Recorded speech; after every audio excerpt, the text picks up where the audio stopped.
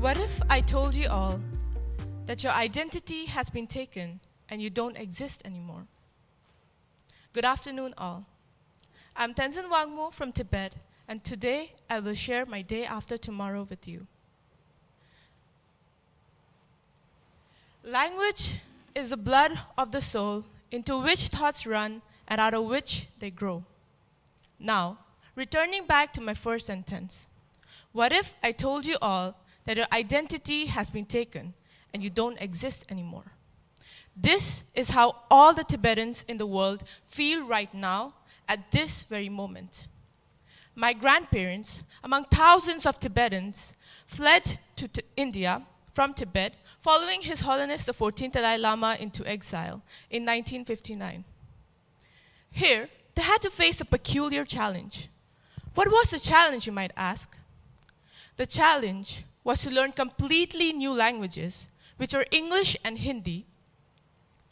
Tibetans had to teach themselves these languages while passing down their own mother tongue to the children.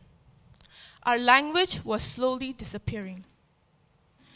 The need to conserve our language became so important that we had to establish our own schools where we had to find teachers who would teach and find children who would learn. Currently, we have about 71 Tibetan schools all over India with about 10,000 students. Being restricted from learning their own language, Tibetans from Tibet travel all across the Himalayas to learn their own mother tongue. People say, today is cruel, tomorrow is crueler, but the day after tomorrow is beautiful. My vision would be a world without restrictions, a world without boundaries, where people could express their language regardless of their background in any country. Everything that a language encloses is majestic.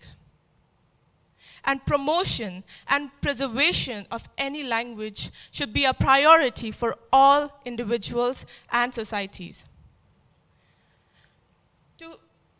People say, to have another language is to possess another soul. I grew up in a very traditional Tibetan household, speaking Tibetan, and learned English and Hindi in an Indian school. I struggled with reconciling with different cultural values and expectations, and sometimes felt torn between cultural identities. I remember my sister and I used to speak only Tibetan, even in our school, and also in social settings. However, this was an opportunity for self-reflection and personal growth. Moreover, I think this very uniqueness got me here at UWC Atlantic. The famous Welsh proverb, Cenedl heb iaith, cenedl heb calon, means a nation without a language is a nation without a heart. In AC, the Tibetan language makes only 1% of the total languages spoken here. And all around the world, it only makes 0.1% of the total languages spoken on the planet. This is heartbreaking to me. The incredible linguistic diversity of the world is dying. My own mother tongue is disappearing. Language is the roadmap of culture. It tells you where its people are from and where they are going. Therefore, preserving, understanding, learning, conserving, and respecting someone's language could mean preserving someone's life. Wade Davis, in his TED Talk, says,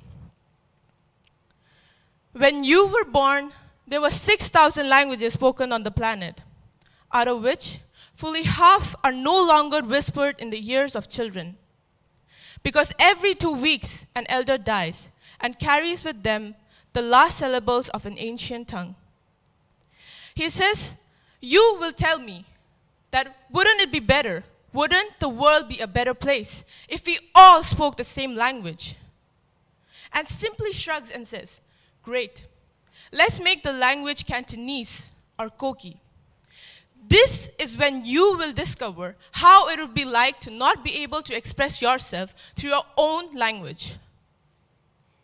Therefore, my request to all of you seated here is, let all of us come together as one and make language as a tool for world liberation, world rejuvenation, and world peace.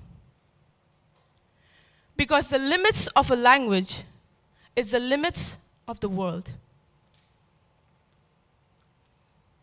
Thuchiche, thank you.